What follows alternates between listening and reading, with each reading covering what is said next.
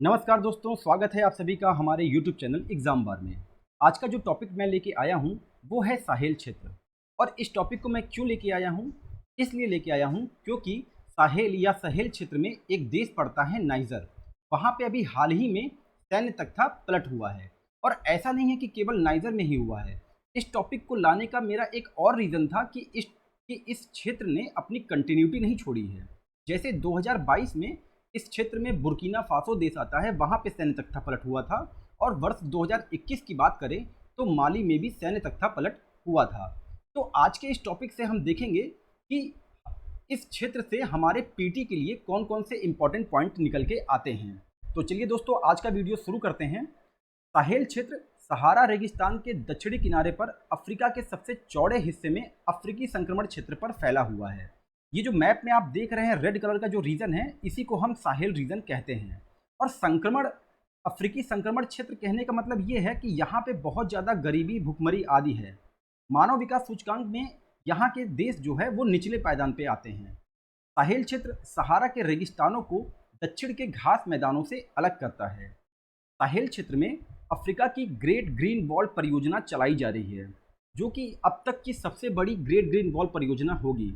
अब जब यहाँ पे अफ्रीका की ग्रेट ग्रीन वॉल परियोजना की बात हो रही है, तो आप बताएं कि इंडिया में कहाँ से कहाँ तक ग्रेट ग्रीन वॉल परियोजना चलाई जा रही है। अब बात करते हैं साहेल क्षेत्र के देशों की। तो कुल 10 देश शामिल हैं: सेनेगल, गोम्बिया, मारिटानिया, गिनी, माली, बुर्किना फासो, नाइजर, चाड, कैमरून और नाइजीरिया।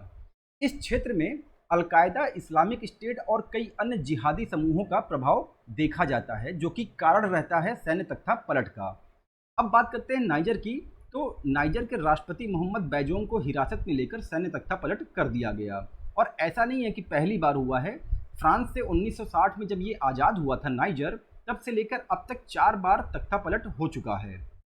और इस सैन्य तख्ता पलट के बाद पश्चिमी अफ्रीकी देशों का एक समूह है जिसे हम इकोवास कहते हैं, economic community of West African state.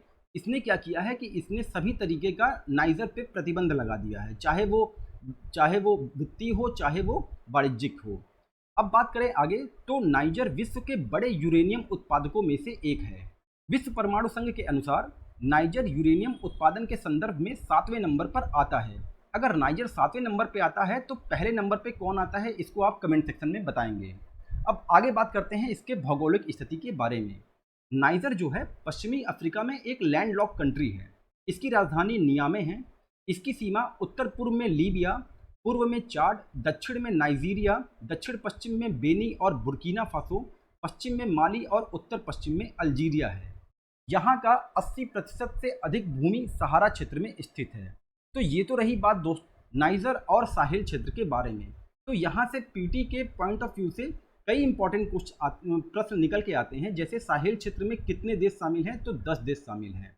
अब आज से पूछ लेगा कि जो अफ्रीका की ग्रेट ग्रीन वॉल परियोजना चलाई जा रही है वो कहाँ पे चलाई जा रही है, तो साहेल रीजन में चलाई जा रही है। साथ ही एग्जाम में कभी कभी जो है वो राजधानी भी पूछ लिया जाता है। तो ये कंट्री जो है चर्चा में है, तो इसकी राजधानी आप ध्यान रखेंगे। आगे अब इस वीडियो को ख़त्म करते करते हम बता दें कि एग्जाम बार आपके लिए RO ARO की प्रैक्टिस टेस्ट सीरीज बहुत जल्द लेके आ रहा है। डेली इंपॉर्टेंट टॉपिक आपको मिल ही रहा है और करंट अफेयर भी मिल रहा है। साथ ही इस संडे से आपको current affair based test series चलाया जाएगा। अगर आपको वीडियो अच्छा लगा तो प्लीज़ लाइक करें, कमेंट करें और सब्सक्राइब करें। और अपने दोस्तों को इस चैनल से जुड़ने के लिए ज़रूर बोलें। चलते हैं दोस्तों, नमस्कार।